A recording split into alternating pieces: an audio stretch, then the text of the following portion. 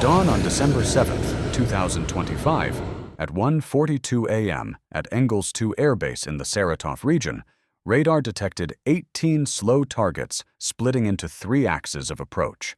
NABOM interpreted it as low-level interference. Pantsir remained idle with its radar off. No red alert was issued. They saw enough to be confident, not enough to see the picture. On the apron, 4 Tu-95 MS aircraft and two Tu-22 M3 lay exposed in the darkness. The entire defensive configuration rested on a single assumption. 730 kilometers was considered armor. Far enough to feel safe. Far enough to sleep.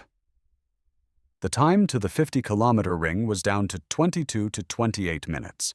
The mistake was not on the screen. It was in how they read the screen. In the next 90 minutes, the 730 kilometers would turn from shield into illusion. Engels 2 is one of three core bases of Russia's long-range bomber force, located in the Saratov region, 730 kilometers from the Ukrainian border. The base's mission is not merely storage or maintenance, but sustaining the deployment tempo of Tu-95 MS aircraft carrying Kh-101 missiles alongside Tu-22 M3 platforms for strikes on infrastructure and fleets. Engels 2 operates as a missile launch rhythm warehouse, not a simple parking field. The platforms present on the apron that night were unlikely to be replaceable under wartime conditions. Losing a single airframe meant losing an entire launch cycle for months, degrading short-term strategic deterrence capacity. Air defense was arranged in three layers, but there was only one fracture point: the firing rhythm of Pantsir. NABOM handled long-range warning. Pantsir held close range with limited engagement distance and finite ammunition reserves. Once Pantsir exhausted its rhythm, S-300, even if stationed farther out, could only arrive after damage had already occurred. Operational assumptions classified threats by flight range. Slow, small, and dispersed targets were considered insufficiently dangerous to trigger full system response. Russia only called in S-300 when a large wave appeared. And that night, what showed up on the screen never looked like a large wave. That same night, at 1:42 a.m., NABOM detected 18 targets and read them as low-tier UAVs, exactly what Pantsir was designed to handle. The automated classification system concluded low-level threat, continue monitoring, and did not activate Pantsir. The trap began with that very label. By 2:05 a.m., 6 UAVs crossed the 50-kilometer threshold. Pantsir No. 1 powered on its radar, achieved quick locks, and fired manually. 2 missiles per target. 4 exploded in midair, debris falling into empty zones. 2 dropped altitude and vanished from the screen. The status board looked clean. They called it control, and believed this wave, too, would pass like the previous ones. Pantsir No. 1 had 8 missiles remaining after the initial volley, while NABOM recorded 8 new targets appearing from the northeast, repeating the same rhythm. Pantsir No. 2 activated, locked 4 targets, and continued expending firepower for the second approach wave. From this point on, the firing rhythm itself had become a variable. After more than half an hour, the attack geometry shifted completely as targets continued to emerge from directions that should not have existed. One axis appeared from the west first, then additional pressure from the south, and finally the northwest, rapidly pushing the count on the screen to nearly 30 units, spread in a wide fan encircling the base. NABOM radar was no longer classifying. It was barely keeping up. Targets flew in clusters spaced a few kilometers apart, creating overlapping reflection effects as signals collided, forcing the software to prioritize nearest distance rather than assessing real threat levels.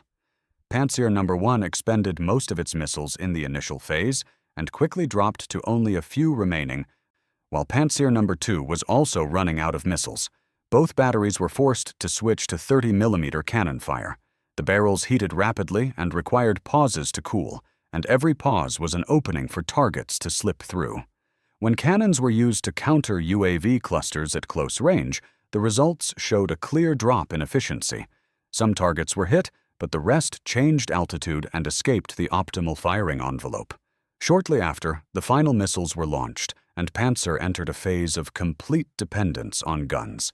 The attack pattern now revealed its abnormality. The UAVs did not dive straight into the base, but orbited within a belt of 15 to 25 kilometers, approaching and pulling back as if probing reflections. Some dropped below detection thresholds and reappeared elsewhere, forcing Pantsir to keep radar active continuously and expend ammunition simply to keep the sky clean. As the system shifted into a prolonged attrition state, Pantsir No. 1 had no missiles left and only about one-third of its gun ammunition remaining, while Pantsir No. 2 fell into a similar condition. NABOM tracked dozens of target passes coming and going, but there was no request for S-300 support because there were still no signs resembling a large-scale strike. In the later phase, the number of targets on radar gradually declined. The C2 Center recorded a sparser approach rhythm and concluded the attack was weakening, leading to a reduced firing tempo. At the moment they believed the pressure had passed, they also lowered their own sensitivity. For nearly 2 hours, not a single UAV actually dived straight into the base. This attack pattern matched no training scenario, where suicide UAVs typically terminate immediately upon entering range. A cognitive blind spot formed from this, as the entire system believed it was successfully coping. For the full 2 hours, they fired to keep the sky clean. But a clean sky did not mean the base was safe. At 3:42 a.m., NABOM picked up a cluster of signals completely unlike the rest. 6 new targets, moving at nearly twice the speed of the slow UAVs, flying lower than Pantsir's favorable engagement zone, and approaching from the west but offset to the north. The danger was not the number 6, but the detection distance of only 38 kilometers. At that speed, this was not early warning, but only a few dozen seconds of preparation. Pantsir No. 2 rotated its radar turret to lock on, but the tight target formation pushed the system into its most uncomfortable situation. This was no longer point firing. This was firing into a mass charging forward. The only reflex was to use the 30mm cannon, trying to cut the rhythm of the 2 lead targets before they entered the dead zone. The first burst managed to turn one target into a flash of debris in midair. The second was partially hit, destabilized, but still dragged itself lower and continued sliding into the darkness near ground level. The remaining 4 held course, held speed, and drove straight in without evasion. They were no longer probing reactions. They were finishing. These were the primary strike platforms. Each carried a heavy warhead, with optical cameras guiding the terminal phase to self-lock onto targets. They were not seeking a path into the base. They waited for the exact moment Pantsir ran out of rhythm, when all responses relied solely on guns. Pantsir No. 2 continued firing, attempting to shear the next target's wings, but the momentum did not change. On the opposite side, Pantsir No. 1 rotated its turret in a race lost from the start.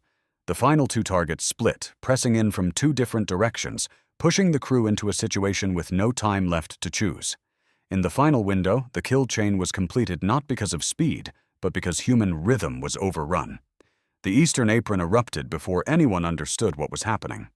A low explosion ripped across the gap between 2 closely parked Tu-95 MS aircraft, snapping the fuselage of one and rupturing its fuel tank. Seconds later, spilled fuel ignited. Flames crawled across the tarmac and engulfed both airframes in under half a minute. Almost simultaneously, the metal roof of a maintenance hangar was pierced. The explosion occurred inside where a Tu-22M3 was undergoing engine removal. Residual fuel in the lines ignited in a chain reaction, steel structures twisted, and the roof collapsed, sealing off rescue access. In the specialized vehicle area, one uncontrolled target plunged down like a programmed accident, slamming directly into a parked fuel truck. The explosion turned the logistics zone into a pillar of fire, heat spreading to fire engines and nearby equipment, rendering all containment efforts impossible. A final impact struck a secondary power distribution station, disrupting the backup energy system. On NABOM, the sky was clean.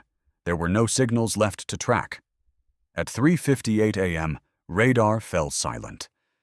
That silence was not victory.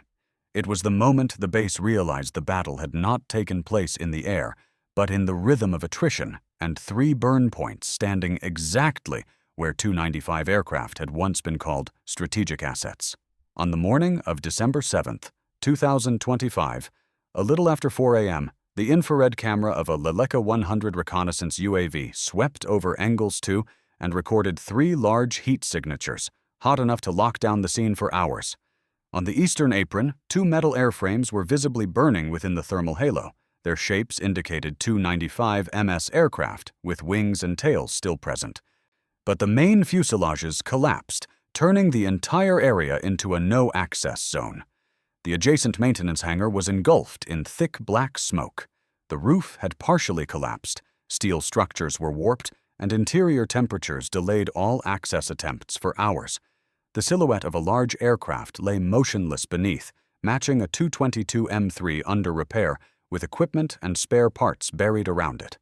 The refueling area continued to burn, forcing firefighting forces to maintain a safe distance. On the apron, another aircraft sustained only surface damage from debris, its primary structure intact and potentially recoverable after repairs. The air defense system remained technically intact, but both Pantsir units had exhausted their missiles and were left only with cannon ammunition, reflecting an attrition state after hours of sustained tension. In the final minutes of the attack, Engels 2 lost 2 Tu-95 MS aircraft, and 1 Tu-22 M3 was removed from the operational cycle. The loss was not only in what had burned, but in missile launch capacity, pulled out of rotation for many months to come. The tactical error did not lie in the reaction of Russian air defense. Pantsir followed the manual correctly, prioritizing nearby targets, firing by threat level, keeping the apron clean minute by minute. The problem was that Ukraine did not play by that manual. They used dozens of low-cost UAVs to drag the system into a prolonged duty cycle, causing missiles and cannon rounds to be expended like a countdown clock. The deeper strategic error was faith in a safe distance. Distance only creates warning time. It does not create absolute defense when facing patient tactics. The system was designed to absorb a short, violent strike, not a long campaign of low density, but continuous pressure. And the cost-saving reflex of not calling in S-300 multiplied the damage 1,000-fold relative to the value of the munitions. Engels did not fall because it was close to Ukraine. Engels fell because he believed far was armor. War is not measured in kilometers. It is measured in rhythm, fatigue, and the moment a duty crew calmly convinces itself that everything is over.